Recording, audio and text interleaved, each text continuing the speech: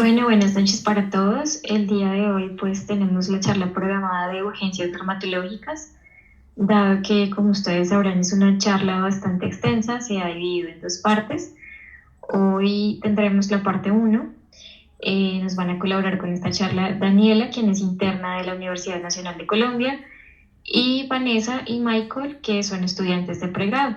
Entonces, pues bienvenidos Daniela, Vanessa y Michael. Muchas gracias por su tiempo y por organizar esta charla para nosotros.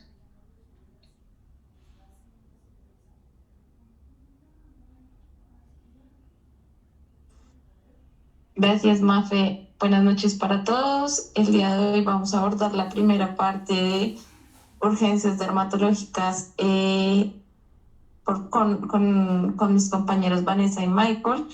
Entonces, en la siguiente diapositiva vamos a observar el contenido. Este será el orden en el que expondremos. El día de hoy llegaremos hasta síndrome de Dres. Y posteriormente en la segunda sesión estaremos finalizando las reacciones adversas a medicamento, el pénfigo y pénfigoide ampolloso y algunas enfermedades ampollosas de la infancia. Entonces, en la primera enfermedad vamos a tener la urticaria y el angioedema, en donde vamos a encontrar que la urticaria se trata de un trastorno cutáneo inflamatorio heterogéneo caracterizado por el desarrollo ya sea de abones con o sin angioedema. Entonces, en la diapositiva pueden ver algunas de las características que caracterizan a estas lesiones. Entonces, en el abón vamos a ver que es una lesión superficial que característicamente tiene un centro pálido y puede tener bordes eritematosos con un tamaño y forma variable. El prurito es frecuente y a veces pueden generar ardor. Lo característico en cuanto a la temporalidad de la lesión es que suelen ir de 30 minutos a 24 horas y se dice que resuelven en menos de ese tiempo. Mientras que el angioedema se trata de un eritema o lesión sin cambio de color de la piel, que es básicamente la extravasación del líquido plasmático a la dermis profunda, que puede comprometer tejido subcutáneo o submucoso y va a tener como características diferente al abón, que no va a ser tan definido sus bordes y que va a generar disestesias, principalmente ardor, presión, y el prurito es menos frecuente en comparación con los abones. La resolución de del angioedema suele ser un poco más prolongado y suele demorar hasta 72 horas. Entonces, en la siguiente imagen vemos con mayor claridad las características del abón. Entonces vemos que es una lesión, bueno, superficial. Vemos el centro pálido indicado en la flecha rosada y vemos los bordes eritematosos con la flecha que es más oscura. Y en la siguiente, por favor, vemos el angioedema, que como ya bien decía, su compromiso no es tan delimitado como uno lo ve en el abón, es más profundo y digamos que los síntomas van a ser predominantes hacia las disestesias, el ardor y la sensación de presión. Importante el angioedema, que dentro de lo que son las urgencias dermatológicas nos va a importar mucho el angioedema que se dé en laringe, sobre todo en estructuras de la cavidad oral que puedan comprometer la vía respiratoria. Entonces, dentro de la epidemiología de la urticaria, pues es más frecuente en niños, especialmente de 1 a 4 años. La prevalencia a lo largo de la vida es de aproximadamente el 20% para la urticaria aguda, y es más frecuente en hombres que en mujeres que en hombres. Siguiente, por favor. Aquí vemos una prevalencia de casos por cada 100.000 a nivel global en el año 2017 y vemos cómo se ve que las edades de 1 a 4 años son digamos, como las que más van a tener casos, y va descendiendo a medida pues que se avanza la edad, lo mismo en la incidencia. Dentro de la urticaria es importante reconocer su clasificación, que es esencialmente basada en la temporalidad de la presentación pues, de la clínica. Si es mayor o igual a 6 meses, se trata de una urticaria crónica, y si es menor a 6 meses, ya estamos hablando pues, de una urticaria aguda. Entonces, dentro de las urticarias crónicas es importante identificar que hay unas inducibles, es decir, que tenemos un estímulo o algún detonante que podemos identificar. Acá en la gráfica de la derecha podemos ver un poco más claro los estímulos que corresponden a estímulos mecánicos, o cuando es por temperatura, por sudoración o estrés, y otras que son ya lo que sería la urticaria acuogénica y la urticaria solar. Y ya dentro de las urticarias crónicas, la espontánea, que puede ser por causas conocidas, ya sean inflamatorias o infecciones, y desconocidas, que es lo que se denomina la urticaria crónica espontánea. Dentro de la fisiopatología es importante recordar que, bueno, el principal mecanismo que se describe es el asociado a la desgranulación de los mastocitos que están presentes en la piel. Entonces vamos a tener varias cosas acá, y es que la primera es que en la imagen de la izquierda vemos que hay un alergeno, como en amarillo, que representa su interacción con con el receptor IgE de los mastocitos, lo que va a provocar la desgranulación, que nos va a liberar como principal producto la histamina, pero también hay otras citoquinas proinflamatorias que vemos en la imagen de la derecha, perdón. Entonces, importante que la desgranulación de los mastocitos, si bien puede ser por alergenos, también puede ser producido por otro tipo de estímulos de sus receptores, ya sea de los receptores IgE, por ejemplo, con anticuerpos contra la IgE, que se presentan usualmente también contra proteínas relacionadas con el eje tiroideo. Entonces se encuentran autoanticuerpos contra peroxidasa tiroidea, contra tiroglobulina, y estos se han detectado especialmente en pacientes con urticaria.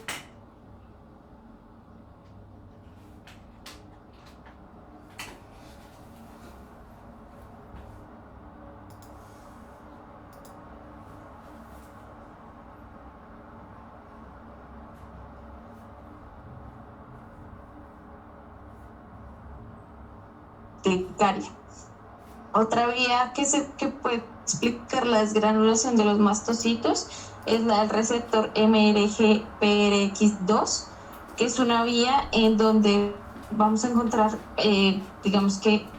como principales activadores, los leucotrienos C4, D4, E4 y la proteína básica mayor que se encuentra en los eosinófilos, que pueden estar también involucrados en este tipo de patologías. Entonces, estas moléculas que liberan los eosinófilos nos van a activar también la desgranulación de los mastocitos por medio de este receptor. Y el otro mecanismo que nos puede activar esta vía de este receptor MRGPRX2 es la sustancia P y otros neuropéptidos que liberan las terminaciones nerviosas en la piel. Entonces, digamos que no solo es por el alérgeno directamente sobre el receptor de IgE, sino hay otras moléculas importantes y otros receptores. Entonces, siguiente, por favor. Entonces, digamos que yo les acabo de explicar la fisiopatología principal, la que uno más se encuentra, la que es mediada por histamina. Sin embargo, cuando hablamos de urticaria y angioedema, hay que entender que hay otro tipo de fisiopatología, y es, por ejemplo, el angioedema mediado por bradicinina o bradiquinina. ¿Qué es lo importante aquí, sobre todo enfocándonos a las urgencias dermatológicas? Es que ya sea un angioedema mediado por histamina o bradiquinina, puede tener desenlaces, letales, que son poco frecuentes, pero que es especialmente en los angioedemas mediados por bradiquinina que se habla más de la letalidad, y la importancia también va a radicar en el tratamiento, ya que si bien los que son mediados por histamina responden a manejo con adrenalina, epinefrina, antihistamínicos y corticoides, los mediados por bradiquinina no lo van a hacer. Entonces, digamos que en esta parte, en esta diapositiva, lo que quiero es mostrar un poco lo que es el angioedema en cuanto a su división, en cuanto a si es un angioedema hereditario o adquirido, y asimismo la diferencia en su fisiopatología. Vamos a tener un angioedema, como ya les decía, mediado por histamina o por bradykinin. Entonces, en los hereditarios vamos a encontrar principalmente una alteración en el inhibidor de C1, que ya les mostró en la siguiente diapositiva en qué consiste su función. Y vamos a tener que los tipos se van a diferenciar en si es una alteración en la expresión de este inhibidor o una alteración en su función. Y en los angioedemas adquiridos tenemos los alérgicos, los no alérgicos, los inducidos por medicamentos, los mediados por complementos secundarios a deficiencia de inhibidor C1 y los idiopáticos. Entonces, siguiente, por favor.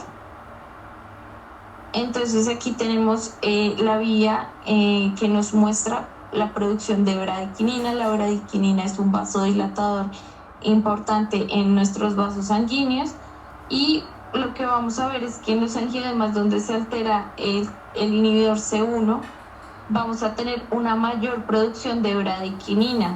¿Por qué? Básicamente porque la vía no va a estar controlada y siempre se va a llevar a la producción de la misma. Entonces, ¿esto en qué se ve? Principalmente en los angioedemas hereditarios y en los angioedemas con deficiencia de inhibidor C1 adquiridos, que son muy infrecuentes, son raros, pero se presentan sobre todo en pacientes con patologías linfoproliferativas, en donde hay un consumo de esta proteína y donde pueden haber anticuerpos que se generan durante estas patologías contra este inhibidor. Asimismo, también se puede ver en algunas patologías autoinmunes. En el lado de la derecha de esta diapositiva vamos a ver que, digamos, como otro tipo de angioedema diferente al que tiene que ver con la alteración del inhibidor C1 es el angioedema que se caracteriza por una disminución en el catabolismo de las bradykininas y la sustancia P. Entonces, ¿en qué lo vamos a ver principalmente? Sobre todo cuando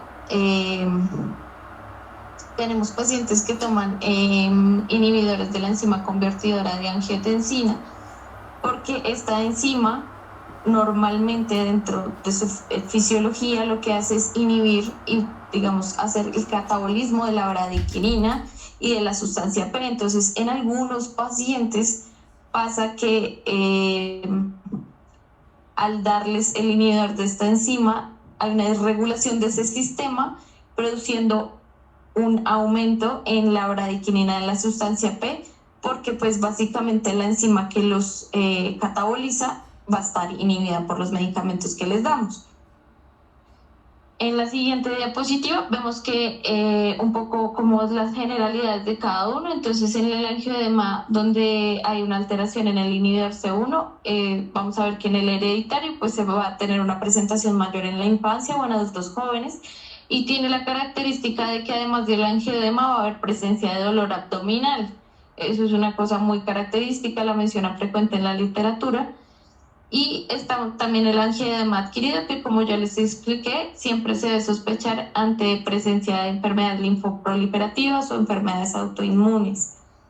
Ya en el angioedema asociado a la disminución del catabolismo de la bradykinin, pues es más frecuente en afroamericanos, tiene más riesgo en aquellos que son fumadores, y siempre toca indagar sobre la historia de inmunosupresión, artritis reumatoide o si ha habido historia de trasplantes.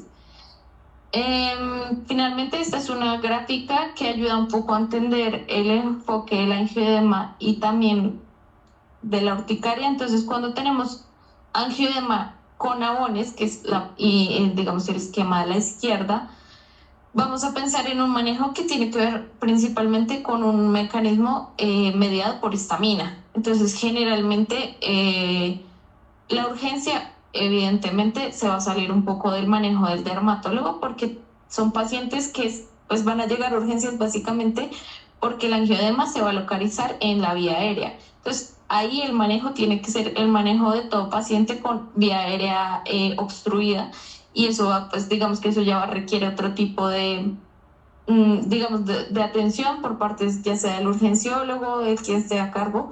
Pero aquí lo importante es entender que cuando tenemos un angioedema asociado a un mecanismo de desgranulación de los mastocitos, donde la histamina es digamos, como el principal protagonista, pues la epinefrina, los antihistamínicos y los corticoides son los que se van a utilizar en su manejo.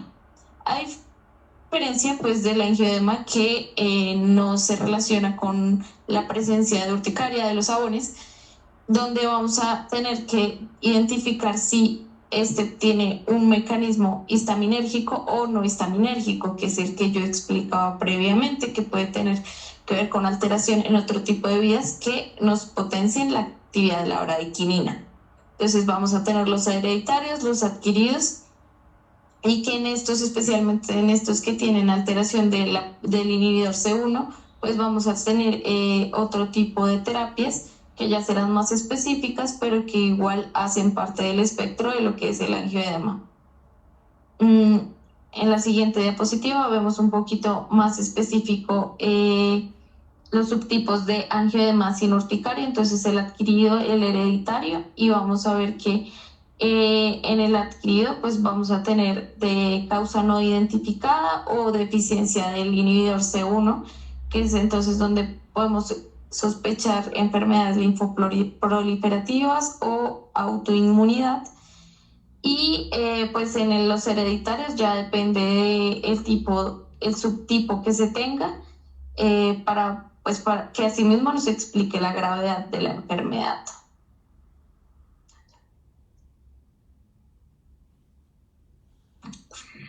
Bueno, la segunda enfermedad que vamos a tratar es la eritrodermia, que se caracteriza por un eritema y descamación que va a comprometer al menos el 90% de la superficie corporal.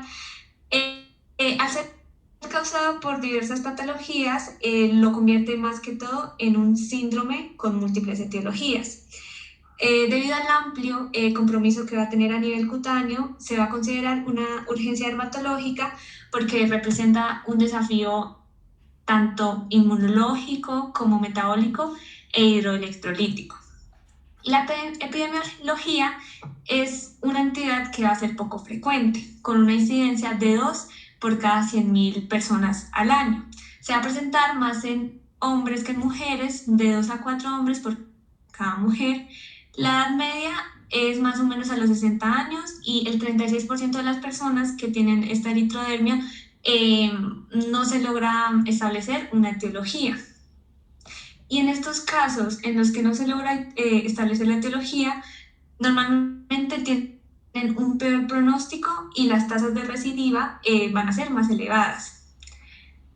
Como ya se mencionó, este síndrome tiene múltiples causas, entonces va a ser como una manifestación severa de la enfermedad cutánea que ya está preexistente en el paciente. En adultos, la causa más común es la psoriasis en la mitad más o menos de los casos, seguida por reacciones medicamentosas y luego pues dermatitis atópica. Caso contrario en niños, donde es más común que se vea esta eritrodermia por dermatitis atópicas severas y reacciones a medicamentos.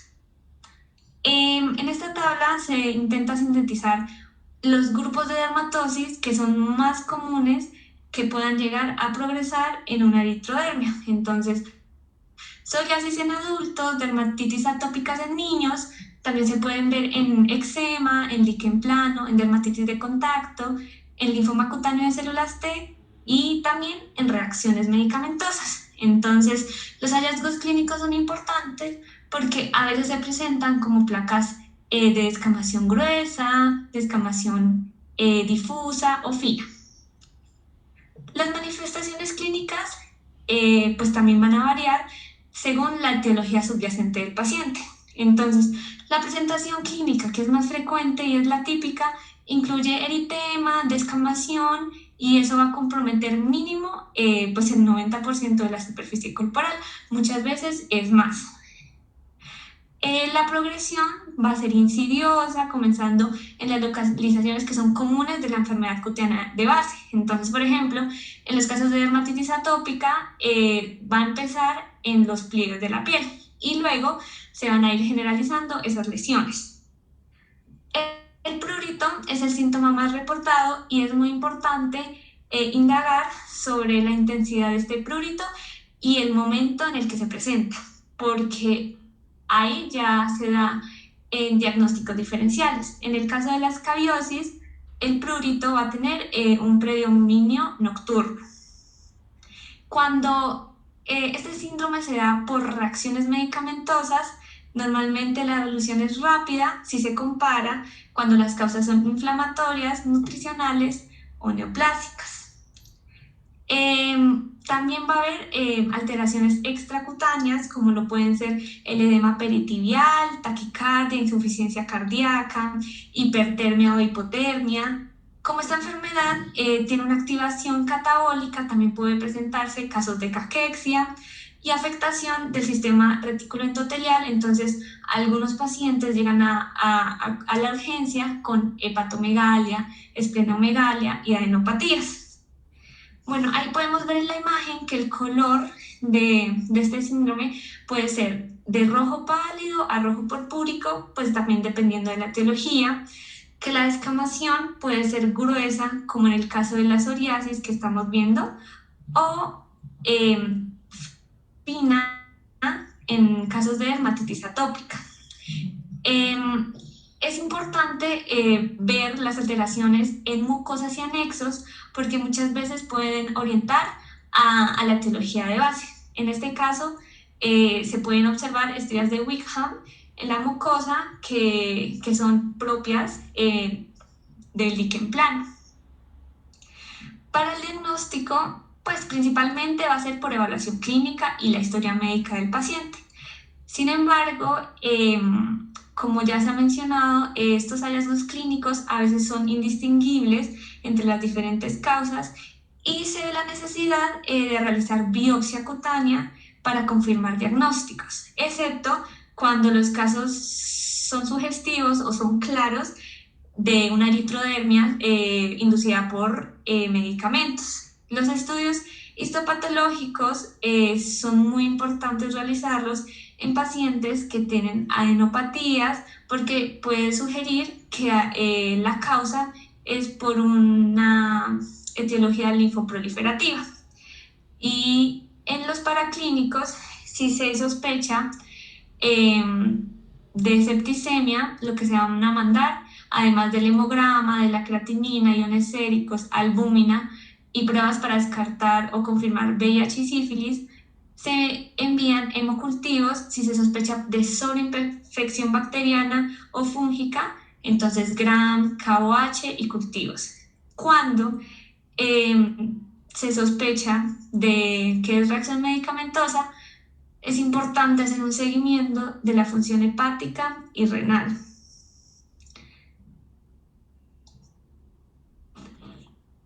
El tratamiento de la eritrodermia, pues al ser una urgencia, todos los pacientes deben ser hospitalizados.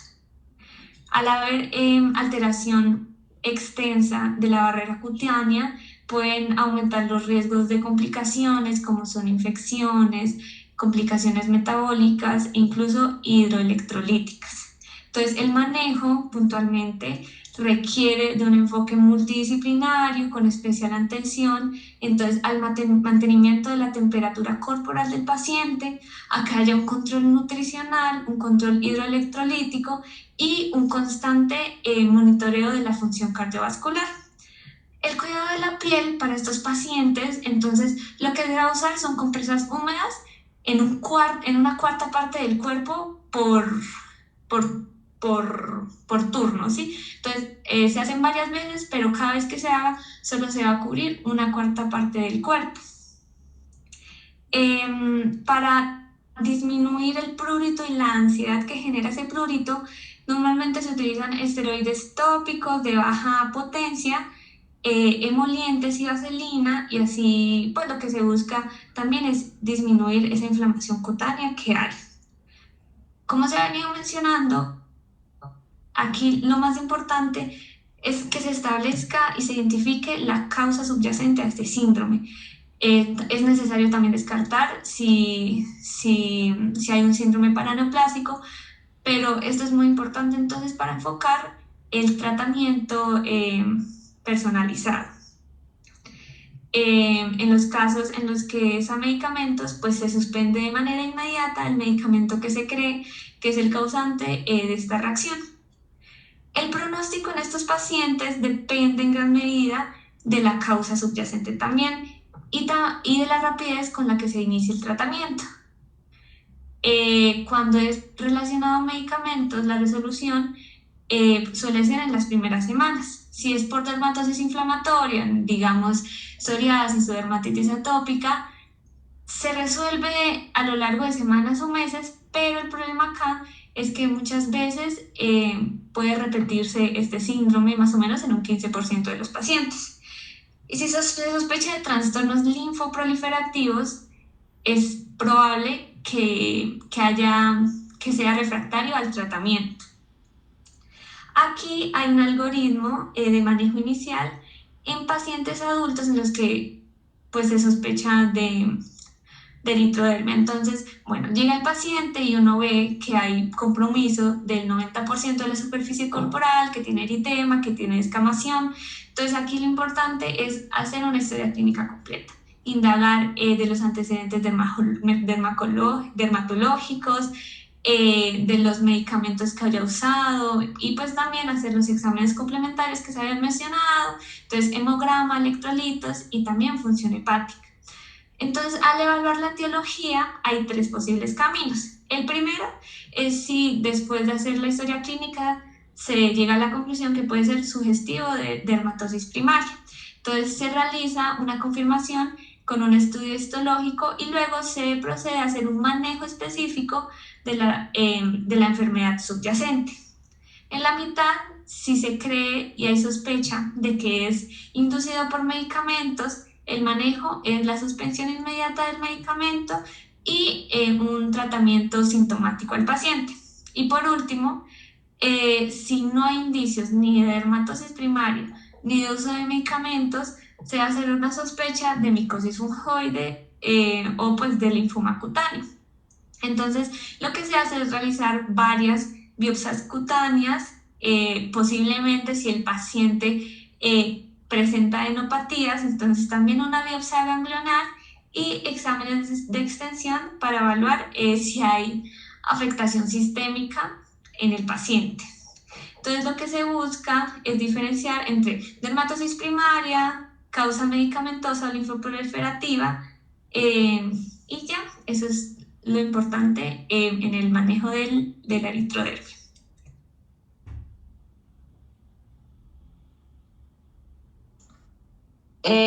Bueno, ya en la parte de reacciones adversas a medicamentos, que es otra de las que compete a las urgencias dermatológicas, vamos a abordar el síndrome de Edres, el síndrome de Stevens-Johnson, la necrólisis epidérmica tóxica, la pustulosis exantemática generalizada aguda. Sin embargo, para esta primera sesión abordaremos hasta síndrome de Edres. En la parte de abajo quiero pues como traer a colación la definición de reacción adversa en medicamentos dada por la OMS, en donde indica que es una reacción nociva y no deseada que ocurre después de la administración de un medicamento a dosis habituales en humanos, ya sea para prevenir, diagnosticar o tratar una enfermedad o modificar cualquier función biológica. Entonces, empezando por el síndrome de Edres, su definición es básicamente una reacción adversa cutánea severa asociada a medicamento, caracterizada fundamentalmente por exantema, fiebre, alteraciones hematológicas y alteraciones de otros órganos viscerales. Es una respuesta inmune de hipersensibilidad tipo 4, es potencialmente mortal y también puede coincidir con la reactivación de algunos virus como el herpes tipo 6-7, el citomegalovirus y el Epstein-Barr virus. Dentro de la epidemiología, básicamente es más frecuente en adultos entre los 30 a 60 años.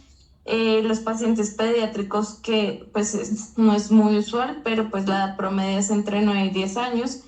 La incidencia puede ir de 1 en 1000 o 1 en 10.000, eso según el tipo de fármaco al que se sospeche que esté asociada a la enfermedad, pues la reacción cutánea. La mortalidad puede ser del 3.8 al 10%. La necrosis hepática es la principal causa de muerte. y digamos que dentro de se ha asociado pues mayor mortalidad con alopurinol, y las alteraciones renales y cardíacas también se han asociado con mayor mortalidad en caso de presentarse. Dentro de los fármacos que más se han estudiado en torno al síndrome de Dres se encuentran principalmente los anticonvulsivantes aromáticos, la fenitoína, la carbamazepina y el fenobarbital, algunos antibióticos, la sulfonamida, la dapsona, los AINES, los antibióticos, entre ellos los beta-lactámicos y la vancomicina, que son los que más frecuentemente se mencionan, y otros como el alopurinol, la sulfasalacina, la metriptilina y la hidroxicloroquina. Bueno, dentro de la fisiopatología, para tratar de ser clara, pero abordar las tres teorías o los tres modelos que se tienen, traje esta diapositiva en donde vemos que el primer modelo que se tiene es el modelo lapteno-proapteno, donde básicamente el medicamento o algún derivado del mismo que haya pasado ya por algún tipo de proceso enzimático en el cuerpo, se une a una proteína endógena o a un péptido, y a su vez esto hace un complejo que se presenta como antígeno a nivel de los receptores de los linfocitos. ¿Qué va a pasar? Esto va a generar toda una respuesta inmunológica, especialmente mediada por linfocitos CD8, CD4, y las interleuquinas que más vamos a ver son las interleuquinas 4, 5 y 3. En este tipo de, digamos, de modelo se han asociado principalmente las penicilinas y el sulfametoxazol. En el segundo modelo, que es el modelo de interacción farmacológica, es básicamente que hay una unión directa, no covalente, del medicamento o algún componente del mismo a los TCRs o al HLA, y esto va a causar digamos que las vías de los respectivos receptores se activen. ¿Qué pasa acá? Que como es una interacción directa con estos receptores, la respuesta contra el medicamento va a ser más rápida porque no va a necesitar presentación previa o la presentación de antígenos que normalmente se hace por el medio del sistema inmune para que llegue a estos TCR, sino que simplemente se va a dar directamente, y lo que nos va a explicar es una clínica pues en un tiempo más corto. Y la alteración de péptidos endógenos, que es básicamente que se unen al HLA o a los TCRs y van a causar digamos, un cambio en el sitio de unión de estos receptores, y lo que va a hacer es que estos receptores van a reconocer incluso antígenos propios. Entonces va a haber una reacción inmune mucho más fuerte, y lo que nos explicaría, digamos, la manifestación como el síndrome de Dres. Aquí principalmente el estudio que nos explica este modelo es el que hicieron con el abacavir en su relación con el HLA-B5701. Entonces, en cuanto a la clínica, es muy importante reconocer que el síndrome de Dres puede aparecer de 2 a 8 semanas posterior al contacto con el medicamento. Tiene un prodromos que se caracteriza por tener fiebre, malestar general y prurito generalizado. Posteriormente vamos a ver un rash morbiliforme que inicia que es cefalocaudal, iniciando en tronco, extremidades superiores, y va descendiendo a los miembros inferiores. Compromete aproximadamente del 50% o más de la superficie corporal, y las manifestaciones van a ser sistémicas, siendo el sistema principalmente involucrado el hematológico, posteriormente el hepático, el renal, pulmonar y el cardíaco, como se ve pues, en el orden de la derecha. Las alteraciones hepáticas se van a ver para clínicos aproximadamente 7 días después de inicio del rash. Entonces, por favor, la siguiente. Acá vemos unas imágenes, entonces vemos cómo se ven máculas eritematosas y pápulas que aparecen a veces en parches o en placas en la espalda, en la imagen de la izquierda, y que pueden, ante la presión, puede haber un cambio de coloración y pueden ponerse pálidas. Y a la derecha vemos un eritema facial con descamación perioral. dado que el eritema facial es una de las características clínicas que vamos a ver en el síndrome de Dres. También tenemos esta presentación, que es el edema facial, pero en este caso las lesiones se ven más pustulosas.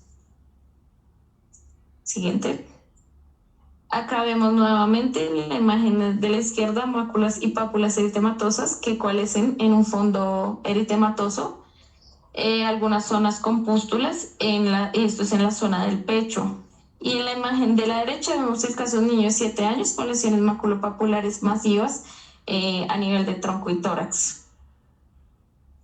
Otro tipo de presentaciones también pueden ser estas, que son en la imagen de la izquierda, son unas lesiones en diana o iris, son unas pápulas o placas redondas regulares, son bien definidas, que constan ahí en la literatura la describen que tienen al menos 3 zonas, un disco central, un anillo pálido periférico y un halo eritematoso. Y en la imagen de la derecha vemos otro tipo de presentación que son máculas y pápulas purpúricas que coalescen en parches y se presentan en este caso en una paciente en extremidades inferiores. Entonces, las manifestaciones sistémicas, que es muy importante reconocerlas, principalmente tenemos el sistema hematológico, en donde donde se va a explicar la fiebre, las linfadenopatías, va a haber linfocitosis atípica, eosinofilia, que pues no siempre está, pero que cuando está puede ser del 60 al 70%, y trombocitopenia o trombocitosis. Las alteraciones hepáticas se dan con menos frecuencia, pero igual con un porcentaje considerable del 75%, dada por transaminitis, que posteriormente nos puede también llevar a una necrosis y una falla hepática, como habíamos dicho, es una de las, digamos, de las principales causas de mortalidad en estos pacientes. Las alteraciones renales, pues las vamos a evidenciar ya sea por un aumento en la creatinina, proteinuria o hematuria.